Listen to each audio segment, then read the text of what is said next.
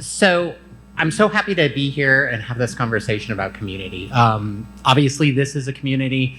Our species has had community before we had fire, so this idea has always been around, but what's available in the Web3 space and how we can curate and tailor community, I think provides a set of resources and tools, the likes of which that we've never seen. So I'd love to see like what your thoughts are about that, or like early examples where you're like, oh my God, that's amazing what they're already doing, and where you think we go from here, and just whoever wants to jump in first. Not all at once. All right, sure. I will step up here. So when we talk about community in the NFT space, there's nothing really unique, frankly, right? Community is necessary for every product, every service, every brand to be able to develop and become this monolith that eventually takes over. So something I think is interesting, you ask about like early NFT development. Let's look at Discord. Let's look at the impact that Discord has had, right? Discord launched in 2016? And I believe it was then that it only had audio, right? Personally, I'm a gamer. I play League of Legends. LOL, don't make fun of me, that's ironic enough there. But with League of Legends, I actually got involved with Discord early because of the fact that I was looking for other people to play with.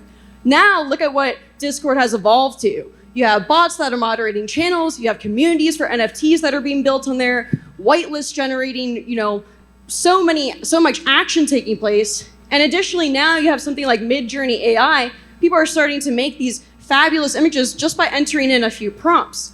So talking about NFTs, again, I don't think the community building is something unique to it, but maybe some of the tools that are being leveraged are unique to that niche. I hate Discord.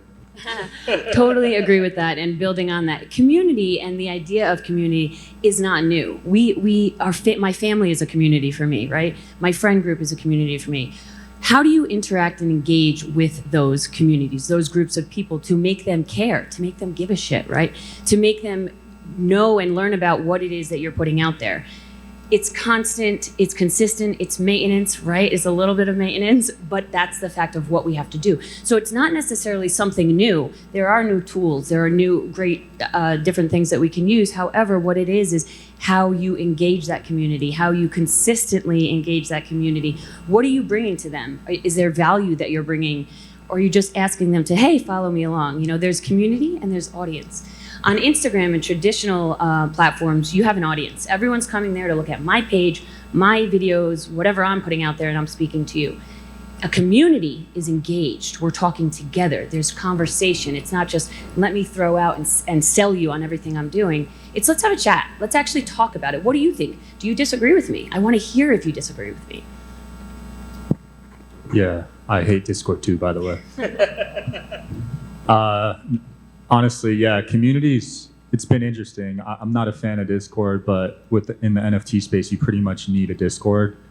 So I had to just pretty much outsource it, because if you don't have a Discord, there's no sustainability with the community, because all the NFT people are on Discord.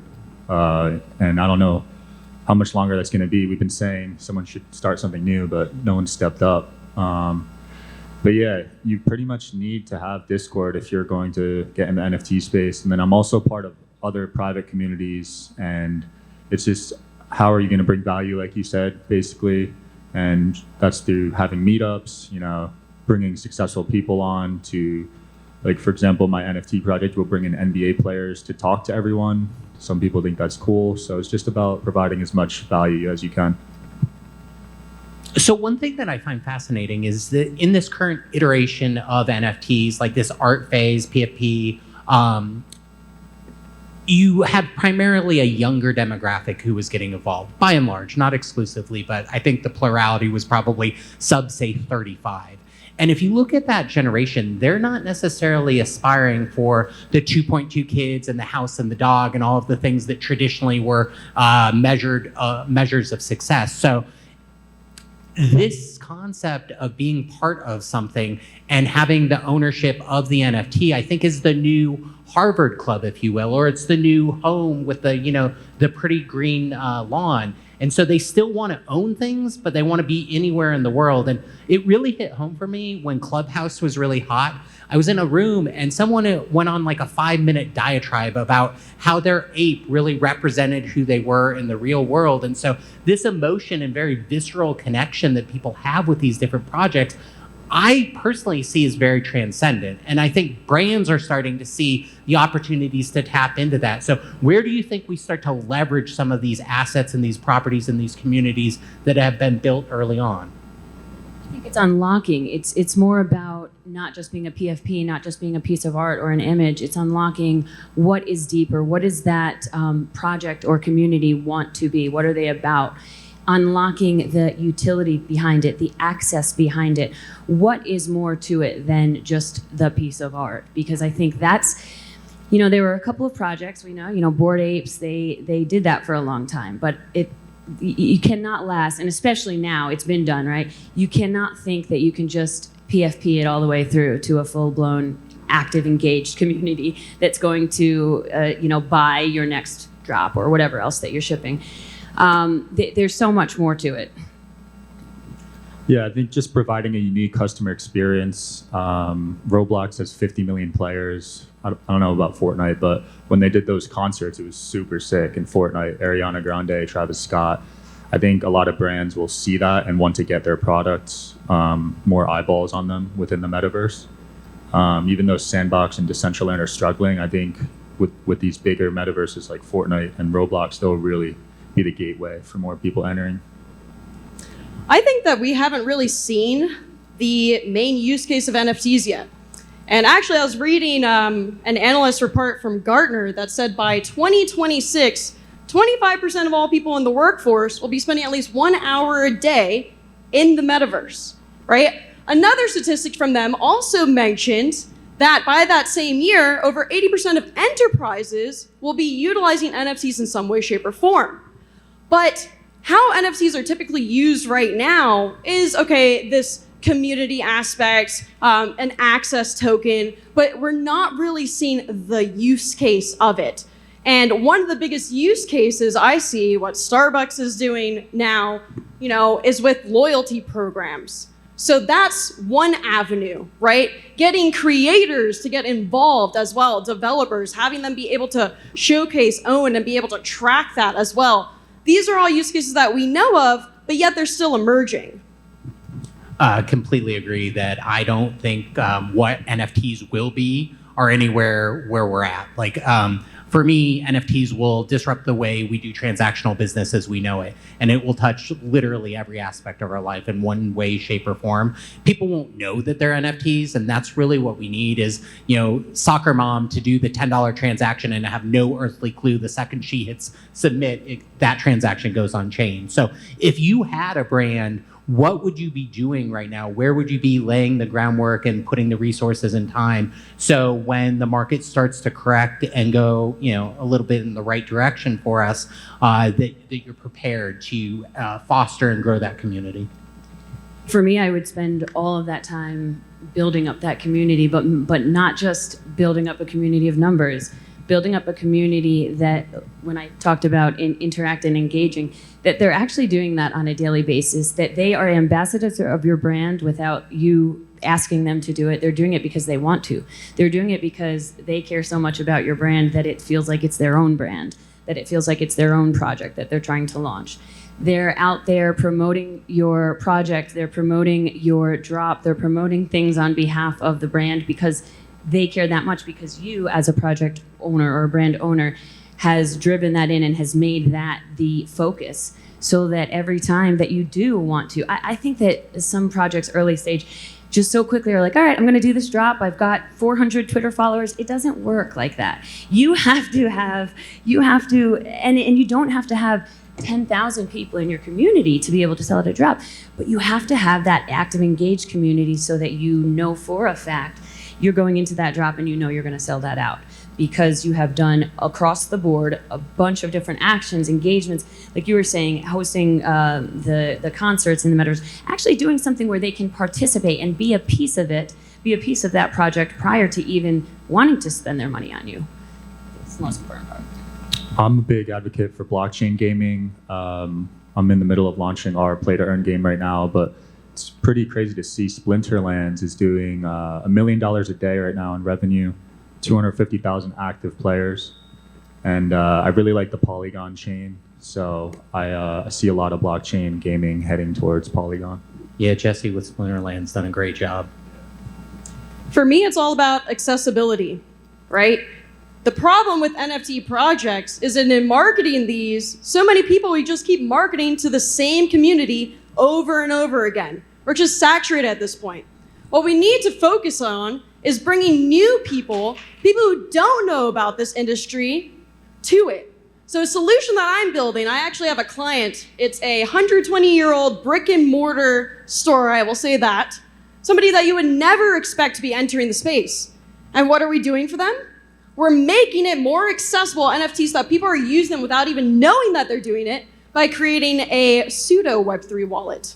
So basically everything's hosted on a centralized server. The NFTs are pre-minted. Somebody's going to be able to engage with it, see it in this fake wallet that then is tied to a real Web3 wallet.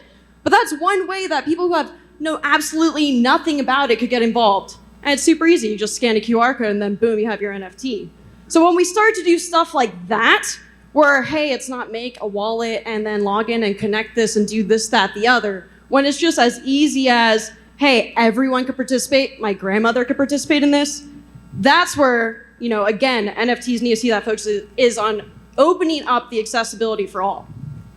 I couldn't agree more. Getting more people on the boat, basically, is what we need. Because if we keep, selling to ourselves, that's a very small and closed ecosystem, and we go nowhere really fast.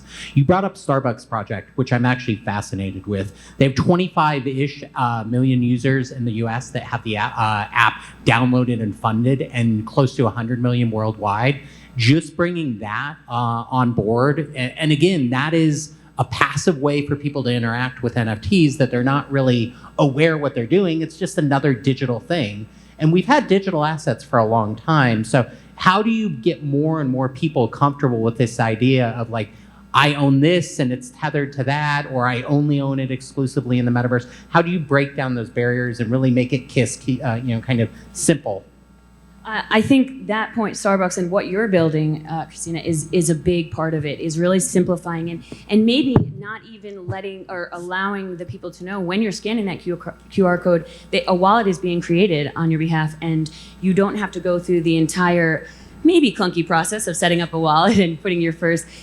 There's another company I just met with last week, and they're building, it's very similar in the way that you're putting in a code and you're clicking a button, just in your similar Web 2 versions, what people who are not familiar are familiar with, clicking through in that sort of Web 3 way. And then they had not only a wallet created on their behalf, but they also had some Solana. It was a Solana wallet. They had some Solana to go in with it so that they could transact with what the brand was selling them, which were drink tickets for this event, or merch swag tickets. And then being able to make that so seamless that they didn't even realize. Now, then you're thinking, okay, but now this wallet is custodied by this company. Well, then they set you up with a custodial wallet, but they help you and it very easy, user-friendly, allow you to show you how to make it non-custodial. How do you take it off? And break it down. So it's a matter of making it simple at first, but then if it was so simple that I don't realize I have a wallet, how is that good? We also have to then educate and let people understand how it actually works then. And if they want to use a separate app, how can they utilize what they just learned with your seamless app and take it into something new?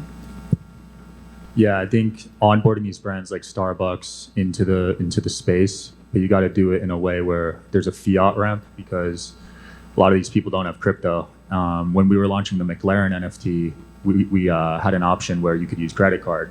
And I think most of the mints were on credit card, actually. So yeah, it's just about bringing these brands in a way where their already existing customer database can enter the space. A lot of these guys don't have Ethereum, so I think with that fiat on-ramp, it definitely helps. I think something that helps as well is regulations. So who saw a couple days ago that the IRS is going to be getting in on NFTs here? So that's another hurdle. Not only is it these big brands, but we're starting to see more of an overlap happening with crypto and with the traditional world of finance. And as new laws, regulations start to come forth, I think it's important for the NFT community to stay ahead of that, right? Especially when we talk about IP as well, right? And that's going to be a way that we can make sure that these projects, as they're being introduced, move in a seamless fashion. So with that being said, if you were to start something new today, what's that first thing that you would say, oh my God, I need to engage these people, or I need to have this as a resource or a tool? Like if you're community building 101 in this space, and I know you're doing this in Atlanta, so that's why I'm looking at you. Ask that question again. So what would I do, you're saying? Yeah, where would you start? I mean, the starting is maybe the hardest part, but like we talked about earlier, maintenance and continue. You've got to you can't just think that people are going to come on and be a part of your brand or be one of your customers. You've got to really interact. You've got to give a shit so that they'll give a shit. And by saying that, I mean, you want to go into the communities that maybe have some of your audience or some of the community you want and interact and engage and care about those other communities and make your name known. Hey, we're building this over in Atlanta. We're doing this, but I see you guys are doing something really cool too. Interact and engage and care about what they're doing and follow up and keep coming back in and seeing what they're doing and come back and congratulate on this new launch that they just had or whatever it might be. And not just one community. It's you have to be real. I think the hardest part is some people try to just come in here and be fake and I'm going to do a drop and I'm going to make a lot of money. You really got to be real is what it comes down to. We are real people. There are real people behind those avatars that you want to buy your drop or you want to buy your NFT or care about your community. So speak to them. Be in those communities day in and day out on Discord, in your local, in your remote, wherever you are. It doesn't matter. You know, whatever communities you're involved in that maybe tie into what you're doing or you're building, and then drop what you're doing at the same time a little bit here and there. But again, it's not that selling. It's not me. It's what are you doing? I love what you're doing. Oh, I'm also doing something similar. Here it is. Do something unique and provide value first. So right now, I host these meetups, people that make $1 million or more a year, and I get 100 people. I do it once a month, and I cover all the costs, all the food, all the drinks, open bar, whatever. Eventually, after a year, I've had 3 of these now. I'll be able to launch an NFT tied to this. Now, these guys, by the time a year from now, they're going to have met so many good people, to help them with their business, whatever they're doing, that they're gonna easily pay $5,000 or $10,000 per NFT because I provided a year of value, gave them my connections, and I think when you provide the value first, it's a much easier sell. I agree with Angela, right? And that we need to have multiple touch points with our community. I also agree with Sean in that we need to be able to provide them with value. But before both of those things, I think first you have to have proper branding, right? What is your message? Have clear content pillars. And then after that, your product roadmap. How many projects come out there that they just rush to the finish line? They don't even know how to tease the new features that they have. So those are 2 areas that I would definitely be harping on. Says the traditional marketer. So, okay, you do all these things and you now have a community. How do you continue to drive customer lifetime value? How do you bring in the collaborations? How do you foster those new offerings or services that are going to keep the passion within the community? I think you said it. Collaborations and partnerships are a big part of that. Speaking on the Atlanta Blockchain Center, since you mentioned it, we came there with nothing, nobody. We had our experience in what we do at Starter Labs and as an incubator and investor network. But in Atlanta, there wasn't much that we saw going on there. And in the blockchain field, that is. But Atlanta processes 70% of the world's global payment transactions. They have a booming fintech community there, number 4 tech school.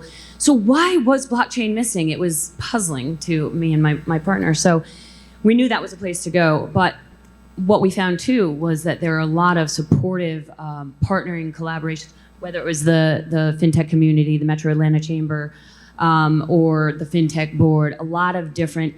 We started connecting the dots and partnering or working with or supporting these other organizations, and suddenly our network grew massively. We've only been open for a couple of months now, and the community that we have built in Atlanta is absurd. We have been called now the go-to blockchain center and resource for Atlanta. Hope to do that even, threefold by the end of the year and just continue to build it. Yeah, that's a great question. Every NFT project is struggling with this right now because you have that initial mint, you bring in whatever, 500K, $1 million, $2 million.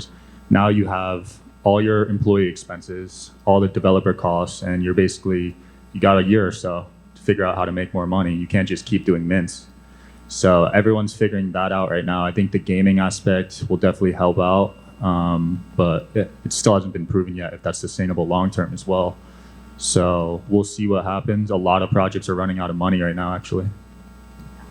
I think that kind of goes back to what I was saying earlier, right? In that you have to have a clear product roadmap. It's not just, hey, I mint, I make all this money, and now it's like, hey, maybe you have a piece of digital art. We might have a use case for you in the future. No guarantee. Hey, maybe it'll go up in price. That's not sufficient enough, especially with how the market has been so saturated lately. What people need to do instead is they need to be having these interesting use cases. And another fun fact with NFTs is you essentially create an infinite portal of engagement. This is this new area. You could be airdropping, you could create new unlockable content, but yet no project seems to be effectively leveraging this yet. Well, I think it's one of the byproducts of being decentralized is we don't have a centralized message to say to people who aren't in the space, hey, come on board, you're welcome here. So we're all kind of in our individual silos talking to our individual small audiences. So who would you say, or how would someone pick up that mantle and be a great cheerleader? And I'm thinking of like what Mayor Suarez in Miami has been able to do. He's really just dragooned the space to come into Miami by saying, hey, we're here, we're friendly, and we're open. And that simple dialogue that he engaged with has paid unbelievable dividends. So how do we continue to have a multiple effect on that? Like, and I think of what like Mayor Dinkins is doing in Atlanta. And doubling down on that. I mean, when you see somebody like that, that's such a figure, like the Mayor Dickens in Atlanta, Mayor Suarez in Florida, you need to connect that. You need to connect those dots as well and figure out how to really drive that point home to a bigger audience that maybe you don't have the capacity to do. But just like with anything else, and I may be reiterating my point here, but it can't be all about you, you know. It's got to be a bigger picture plan here. So for Atlanta, we wanted to be a hub, a catalyst for Atlanta's progression of blockchain. So we knew that Mayor Dickens is move Atlanta forward. He's the tech mayor.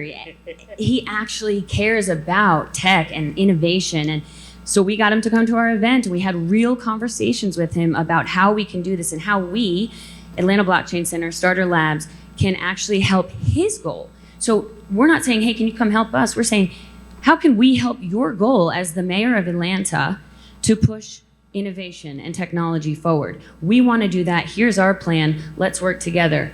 What are some of your initiatives? And that's what I did. I went to his team, said, what are some of your initiatives for the year, for the next 2 years? What do you want to get done? Here's what we're looking to do. I see some synergies. I see how we can help each other. Now, he's got a much bigger voice than we do in Atlanta, for sure. That worked. Like, that helped a lot because, again, it's all about me. No, this is about you. And I want to be a part of that because I do think it will complement, it will benefit us. But yeah, all that to say, pick each other up too. I think it goes back to what I said earlier about onboarding the brands into the space. You got to think about why would a big brand want to risk their reputation and enter the space? Because data is king, right? They're going to be collecting all these addresses of consumers, hundreds of thousands of addresses. That's very valuable data because now they can go and look at spending habits of their customers. That's like having your customer's bank account pretty much. So I think it's going to be such a valuable add-on for them, and I could see almost every big brand entering the Web3 space within the next 10 years. Yeah, that's interesting you mentioned data because for me, the Web3 movement is all about us owning that data, right? And then giving out the right of, oh, okay, hey, we want to go ahead and share this with you, whether it's an electronic healthcare system or maybe it's, you know, your own decentralized digital identity, whatever the case may be. That being said, you know, with data, there is great leverage points. But another great leverage point that hasn't quite been used, you know, you mentioned Mayor Suarez, he's done phenomenal work. Not only is he being an advocate saying, hey, we want the innovation, come here to Miami, but the city of Miami is also implementing blockchain solutions on their own as well. So it's not just a matter of talk, it's action with that as well. Specifically with some smart contracts automation, they're really working, especially with the pandemic, all these remote operations coming into place. But yet another avenue, aside from kind of like the data angle or these collaborations and partnerships, I would say is traditional social media. It was brought up of Discord, how everyone hates it, yet it is a necessary evil. Yet so many people are forgetting about our traditional social platforms that are being used. And I think the biggest reason why that is neglected is because typically if you've tried this, you probably get banned and shut down quite quickly. But you could be proactive. Fun fact, there are special requests and forms that I would be happy to share with anyone. So you have that pre-approval, and then boom, that's an access point that you have to the masses. I love it. So takeaway message, don't make it all about us, but to wrap up, we'll make it all about us. So you mentioned social. How can people stay engaged with each one of you? Let's see. I am on social media, Christy Cartagena. Or Christina Cartagena. Just look me up. Can't remember how to spell the name. It's a city in Colombia as well. Sean Though Mike. I'm Puerto Rican. Important to mention. Sean Mike Kelly on Instagram for me. Moon trips. For our many trips to the moon with a double S on Twitter, Angela Brazington on LinkedIn. You win for best name. And then Eric LaPaglia on socials, Eric with the K, ERIK. Thanks. That's us. Thank you all. Let's go to the moon. I love you all. I'm going to follow up with all of you. Don't take your mic with you, honey. Did you take your mic? No, give me. Oh, thank you.